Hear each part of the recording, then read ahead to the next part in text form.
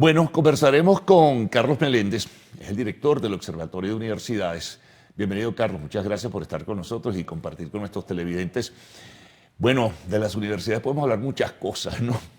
En este momento hay una situación complicada, difícil, que no es de extrañar, pero dentro de lo que es el desarrollo de este año, las universidades han pasado por situaciones complicadas, como decíamos, y yo no sé si hay buenas perspectivas, ya que nos vamos aproximando al último trimestre de este año.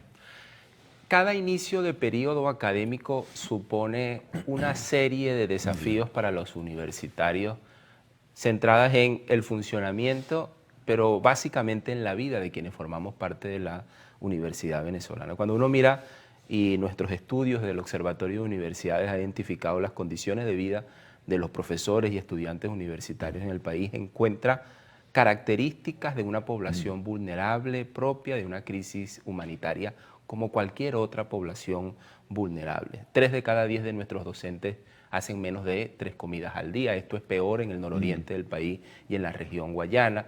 Nuestros adultos mayores, que cada vez se hacen la población mayoritaria en el cuerpo docente universitario, los que sufren hipertensión, 9 de cada 10 se les dificulta poder acceder a medicamentos. El proceso de desalarización, como lo han definido los gremios, ha llevado a unas condiciones de vida deplorables.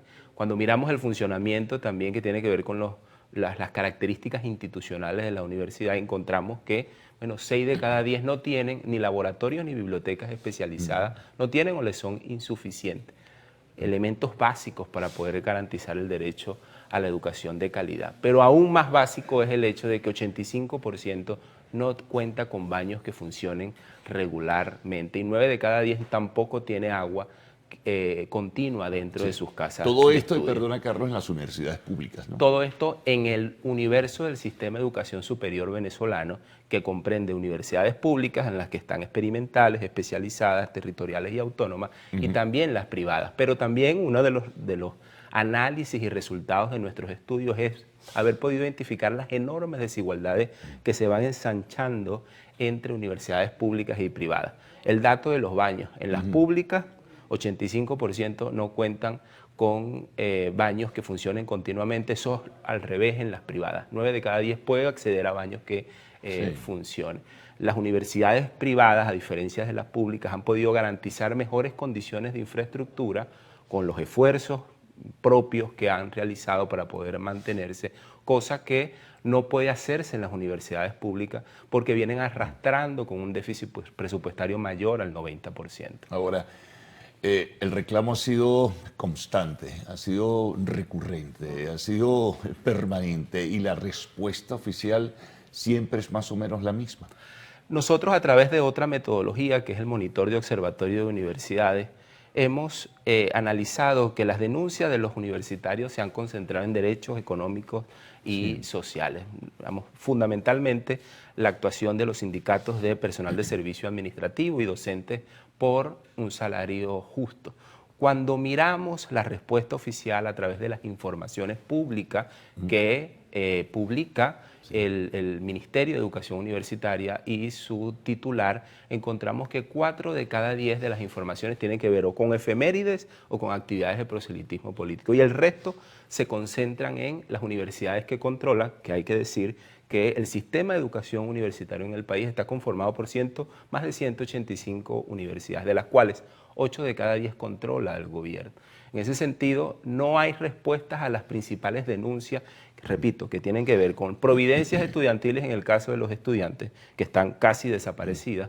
Lamentablemente, 96% de nuestros estudiantes no cuentan con comedor universitario, por ejemplo. Imagínate. Y también con la reivindicación de los derechos laborales que ha sido protagonista en nuestros gremios. Ahora, súmale que lo mencionabas ligeramente, vamos a profundizar en ello, lo que significa la deserción. Por una parte, de los profesores, los que se marchan, los que se van.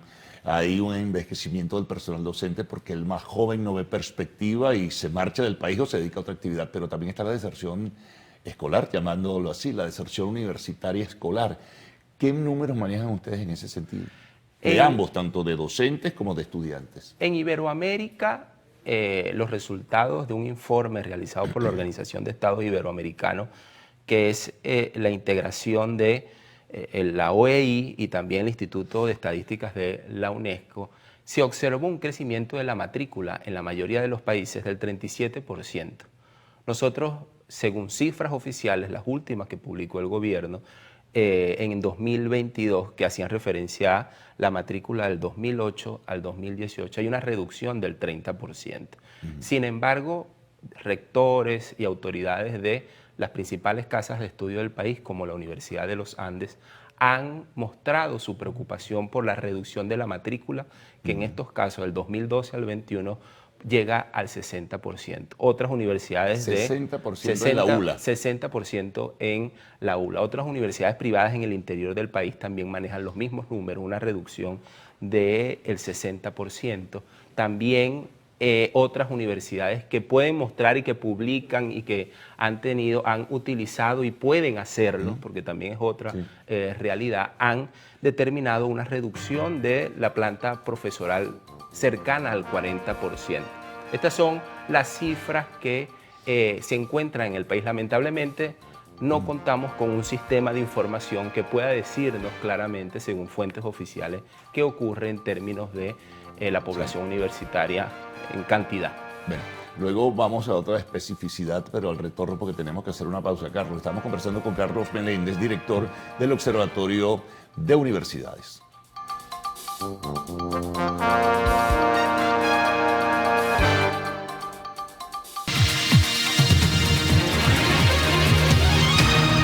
Bien, continuamos con Carlos Meléndez, director del Observatorio de Universidades. Carlos, dentro de las investigaciones hablábamos de números, de porcentajes. En el caso de la universidad donde tú eres docente, la Lisandro Alvarado en Barquisimeto, datos de la Universidad Central de Venezuela o de otras universidades, y también frente a la posibilidad de no seguir dando clases y marcharse del país, de los profesores y también de los estudiantes. A los estudiantes, cuando lo hemos consultado, se ha pensado en retirarse de sus estudios. Más del 60% nos dice que lo ha pensado en los últimos 12 meses. El 60% es una cifra muy significativa. Muy significativa. Y 7 de cada 10 profesores también ha pensado en los últimos meses retirarse de su trabajo. Hemos hecho estudios más especializados a una población de la que depende la salud venezolana, que son las escuelas y programas de ciencias de la salud, medicina, odontología, farmacia, etcétera.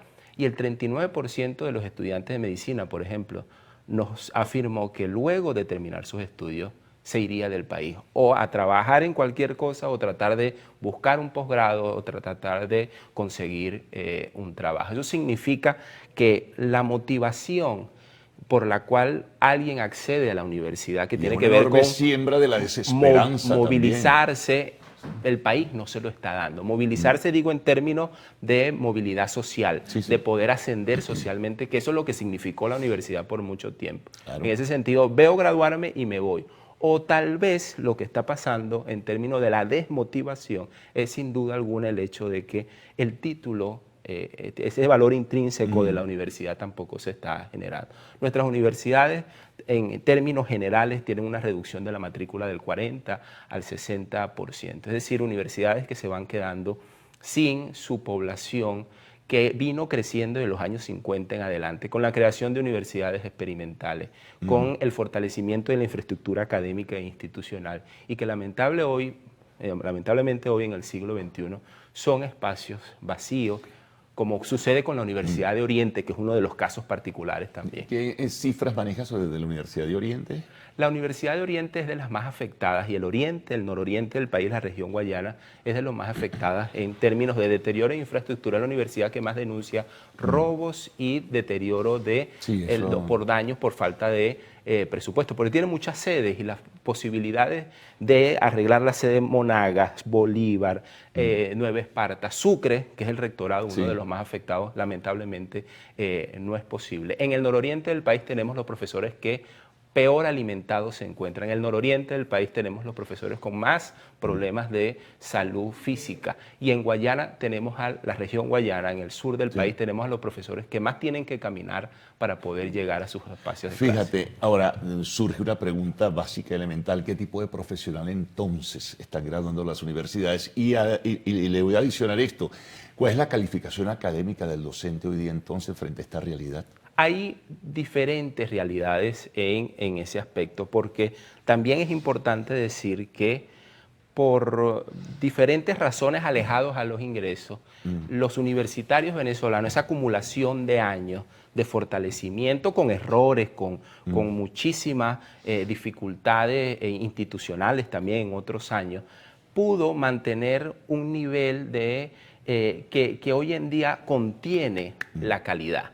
Entonces nosotros tenemos profesores que regresaron de ser jubilados para dar clases, tenemos profesores que se mantienen y tratan de generar calidad, pero eso lo encontramos en mayor medida en las universidades autónomas, en las universidades experimentales no controladas, pero en menor medida también en las universidades que controla o los que forman parte de la Asociación Bolivariana de Rectores, que según nuestros datos son, por ejemplo, las que más utilizan WhatsApp para poder estudiar, aplicación. O sea, la calificación académica allí, por darle alguna denominación, es menor. Es menor porque se eliminaron los canales institucionales para garantizar el mérito. Por ejemplo, los concursos de oposición en estas universidades lamentablemente no existen los concursos de oposición que te garantizaban la entrada de un profesor de calidad, una competitividad. La clase presencial, por ejemplo, Carlos, también se reduce. Se ha reducido, después de la pandemia es un fenómeno global.